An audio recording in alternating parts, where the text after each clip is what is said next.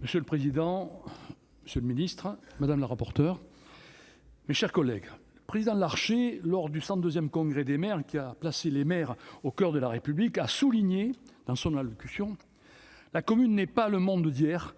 Le maire est aujourd'hui plus que jamais un acteur essentiel de la République.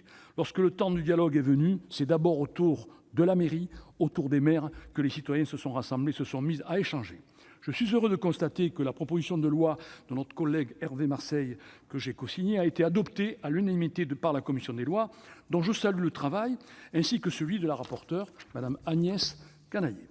Mais à la lecture du compte rendu, l'adoption de ce texte semble être menacée par des arguments de deux ordres. D'abord, le premier, des arguments juridiques, sur lesquels, j'en suis sûr, les amendements proposés apporteront des solutions, mais surtout, le second, sur le plan financier. Et c'est toujours ce problème du plan financier qui vient,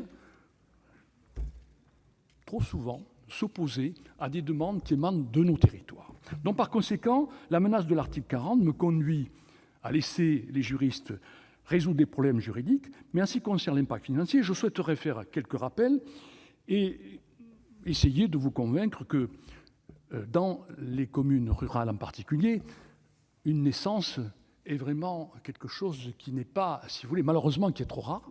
Et par conséquent, ce que vous avez évoqué quant aux actes et à leur coût me paraît de nature à être un petit peu corrigé par ce que je vais vous rappeler. En effet, avant les années 70, il était donc coutume d'accoucher à son domicile. Mais une décision de supprimer l'accouchement de la cotation des actes des médecins généralistes a conduit évidemment les futures mères à trouver des maternités sur leur territoire. Et malheureusement, je prends le cas du Gers, il n'existe que 2 maternités et donc les difficultés de déplacement font qu'un grand nombre de mères futures mères sont obligées d'aller accoucher hors du département. Et donc, dans quelques décennies, certains départements n'auront plus que des naissances extraterritoriales. Pour autant, le décret 51-284 du 3 mars 1951, relatif aux tables annuelles et décennales de l'état civil, impose à ces communes, à toutes les communes, d'établir tous les ans, dans chaque commune, une table alphabétique des actes de l'état civil pour les naissances, pour constater les naissances dans la commune, mais également les naissances dans une autre commune, des enfants dont les parents ont leur domicile dans la commune. Donc ça constitue déjà une contrainte que nous sommes obligés d'assumer. Et donc il y a la nécessité d'avoir une personne compétente, ne serait-ce pour mettre à jour ces tablettes donc annuelles. Cette obligation est donc valable pour les communes dépourvues de maternité, qui n'établissent de ce fait quasiment plus d'actes de naissance, mais qui doivent cependant établir un acte de reconnaissance avant naissance prévu par l'article 62 et 61 du Code civil. Deuxième contrainte que nous assumons déjà et qui n'a pas sollicité de la part de ces communes une quelconque forme de reconnaissance financière. Je vous rappelle que l'établissement des tables annuelles n'autorise pas la commune de résidence à délivrer une copie ou un extrait d'acte de naissance à son titulaire, qui doit donc toute sa vie s'adresser à la commune de naissance. A l'inverse, en ce qui concerne les actes de décès, toutes les communes sont tenues de l'établir ou de les transcrire dans le cas où le décès de leur administré est survenu hors de la commune.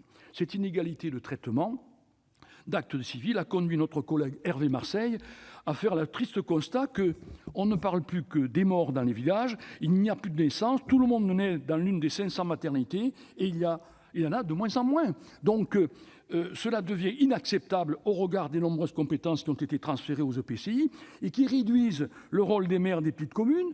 Je rappelle que 50% des communes françaises comptent moins de 500 habitants, à celui d'un officier d'état civil n'établissant plus que des actes de décès et très rarement, malheureusement, des actes de mariage.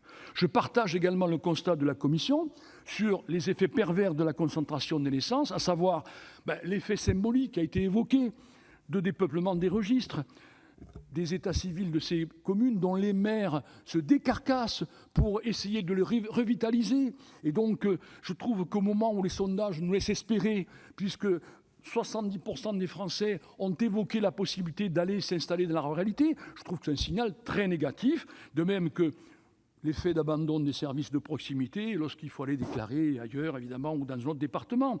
Un impact potentiel sur le tourisme, ça a été évoqué. Imaginez le Gers sans d'Artagnan né à Lupiac. Mais comment on pourrait, évidemment, cela a été évoqué, voir disparaître de nos communes les personnages illustres. Donc tout ceci m'amène à vous dire, monsieur le ministre, le grand débat national a redonné aux maires et aux communes la reconnaissance qu'ils méritent. Et donc, j'espère que le gouvernement, en acceptant de prendre en compte ce texte, confirmera sa volonté de les avoir entendus. Merci. La parole est au président